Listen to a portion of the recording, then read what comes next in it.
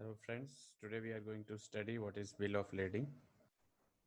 So we start from the seller. There's a seller or exporter or a shipper in China, Shanghai, and he wants to export some iron ore from China, Shanghai to Mumbai, India.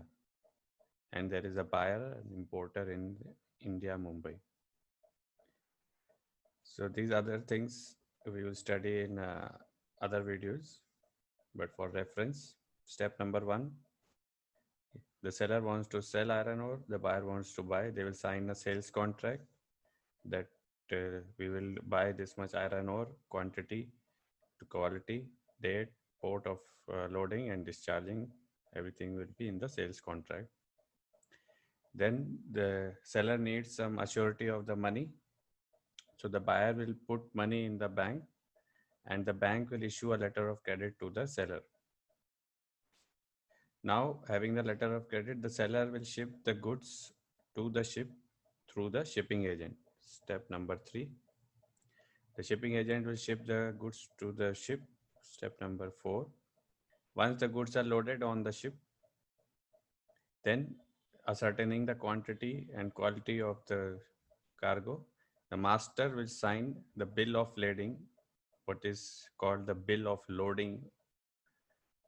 If to understand, it is a bill of loading or a receipt of cargo loaded on the ship stating the quantity and quality of the cargo. So once the cargo is loaded and ascertain the quantity of the cargo, the master will sign the bill of lading. Then the goods will be shipped from the load port to the discharge port. Once the goods reach the discharge port, a delivery order for the goods will be generated. And in the meantime, this bill of lading, which was signed by the master, will be given to the seller. The seller, with the bill of lading and other papers which are required and the letter of credit, will submit all papers to the bank and the money will be released to the seller. Now, this bill of lading will be given to the buyer. The buyer will, with all the papers required, will give the bill of lading to the agent and he will get the cargo from the ship discharged and he will deliver the cargo from the ship to the buyer and the buyer will get the goods. So this is the system of bill of lading, why and how it is required. Let's quickly see. The seller and buyer sign a sales contract and the seller ships the goods to the ship through a shipping agent.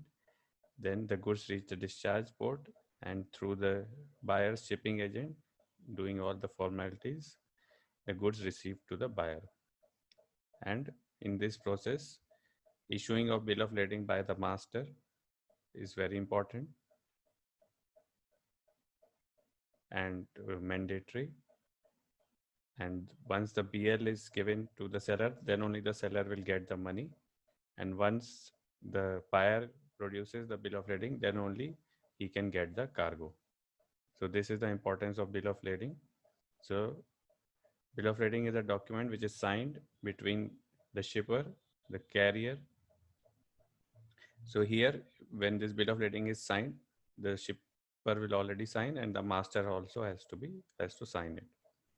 What it will state, as we discussed, it will state the details of type and quantity of the cargo, port of discharge, destination, who is the shipper, receiver, charter, all these details. It will be signed for 2 sets or depending on 3 sets, original, which will be signed, and there will be copy, which will be non-negotiable. Negotiable and non-negotiable we will see later on. Then the BL serves the main 3 functions. It is a receipt that the goods have been loaded on the ship. Once the goods are loaded, so BL is a receipt. As I told you, it's a bill of loading or receipt of the cargo. It's evidence of contract of carriage between the shipper and carrier. So the contract between the shipper and the carrier is also covered in the back of the BL. The terms and conditions like you have for any contract are written there. It's a document of title to the cargo. Title means here the ownership. The one who has got the original BL will be the owner of the cargo or the goods. So that's all about the BL. Thank you. See you next time.